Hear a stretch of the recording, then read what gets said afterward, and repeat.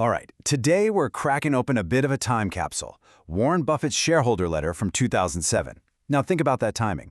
This was written right on the edge of the abyss, just before the global financial system completely melted down. It is an absolute masterclass in building an investment framework that can handle any storm. So, what can we pull from it for today's crazy markets? Let's dive in. So why even bother with this old letter? Well, the results, they just speak for themselves. From 1965 all the way to 2007, Berkshire compounded at over 21% a year, completely leaving the S&P 500 in the dust. That staggering 400,000% overall gain isn't luck, right? That's a system. That's the disciplined playbook we're about to unpack. And this one line, this is the one that really defined the whole letter. It's almost chilling, isn't it? He wrote this before everything fell apart. As all this financial craziness got exposed, this quote became the ultimate reminder that you have got to have your house in order before the tide of easy money goes out. Okay, so what does this sound framework actually look like in practice? Well, it all starts with how Buffett measures his own company's progress. And it's not some complex formula. He boils it all down to just two super simple but incredibly powerful yardsticks for value. So on one hand, you've got the value of their investments, all the stocks, bonds, and cash they hold. On the other hand, you have the pre-tax earnings from the actual businesses they own. Now, what's really crucial here for any capital allocator to see is the shift over time. At first, the investments were the big story, but eventually, the operating businesses became the true long-term engine of growth. And that investment side, well, it's powered by something pretty special. Just look at this number. $59 billion. That's how big Berkshire's insurance float was back in 2007. And folks, this is the secret sauce. This is the high-octane fuel for their entire investment machine. So what exactly is insurance float? It's actually pretty simple. It's the money Berkshire gets to hold on to, the premiums people pay before they have to pay out any future claims. And here's the magic part. As long as their insurance operations are disciplined and roughly break even, this massive pool of capital is basically a giant zero-interest loan that they get to invest for themselves. It's the very foundation of the empire. Okay, so you've got this incredible, cost-free mountain of cash. The next question is obvious. What do you do with it? Where do you put it to work? And that brings us right to the heart of Buffett's playbook, his incredibly simple yet brilliant way of classifying businesses. First up, you've got the great ones. These are the absolute gems. They have what he famously calls an enduring moat, some kind of deep, sustainable competitive advantage. This moat protects these incredible returns on capital. And, this is so important, they don't need some rock star CEO to run them, and they just gush cash without you having to constantly pour more money back into them. And See's Candy is the perfect example of this. I mean, look at these numbers. They bought it for $25 million.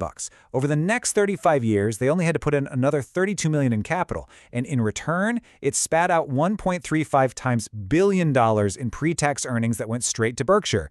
It's just the ultimate cash machine. Now you compare that to what he calls the good businesses, a company like their pilot training business, Flight Safety. It's a solid company, but unlike See's, it's always hungry for more capital. To make more money, they have to spend more money, buying these crazy expensive flight simulators. The returns are attractive for sure, but it's just not that same kind of great business magic. And then you get to the gruesome. Wow. Buffett's line on the airline industry just says it all, doesn't it? This is a business that grows like crazy, demands unbelievable amounts of capital, and consistently earns little to nothing for its investors. Just a bottomless pit for capital. So here's the key takeaway. Buffett boils this all down into a really simple analogy. 3 types of savings accounts. The great business is like an account with a crazy high interest rate that just keeps going up. The good one pays a nice, attractive rate on what you put in. But the gruesome? It pays a pathetic rate and then forces you to keep shoveling more money in at that same awful return. It's a mental model any investor can use. But what really makes this playbook so powerful isn't just the focus on the wins. It's the brutal honesty about the losses.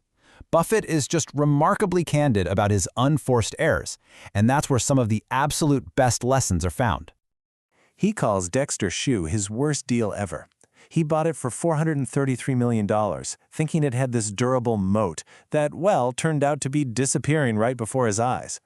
But the biggest mistake, the real killer, wasn't just what he bought, it was how he paid for it. See, he didn't pay with cash. He paid with Berkshire stock. He traded a piece of his wonderful compounding business for one that turned out to be worthless.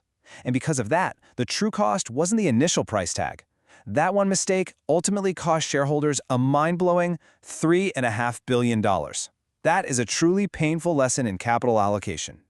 He uses this quote from a country song to perfectly summarize the danger in acquisitions. It's a lesson in humility, right? A reminder that even for the best in the world, what looks incredibly attractive at first can reveal some serious flaws over time. And that whole theme of intellectual honesty, it brings us to the final lesson from this playbook, a direct warning to investors about a common accounting gimmick that he sees as pure fantasy. The issue is pension accounting. A lot of companies at the time were assuming their pension assets would return 8% or even more every year. Why does that matter? Well, that high assumption lowers their reported pension expense, which in turn, voila, artificially boosts their current reported earnings. And this is where the fantasy becomes so obvious. You see that 8% bar, that's what corporate America was plugging into their models. But then look at historical reality. Over the entire 20th century, an absolutely fantastic period for investors, the Dow's price only grew at about 5.3% annually. That is a massive disconnect between accounting assumptions and market reality. And just to hammer the point home, Buffett does the math. For the Dow to simply match that 5.3% historical gain in the 21st century, it would have to close somewhere around 2 million by the year 2099. An 8% return assumption implies something far, far more astronomical. It's a warning to always stress test the assumptions behind the numbers. So, the 2007 playbook is crystal clear. Measure value simply, hunt for those amazing businesses with deep moats, learn from your unforced errors, and stay deeply skeptical of fanciful accounting. All of which leaves us with a critical question for today. In an era of constant, rapid disruption, does the very concept of an enduring moat still hold up?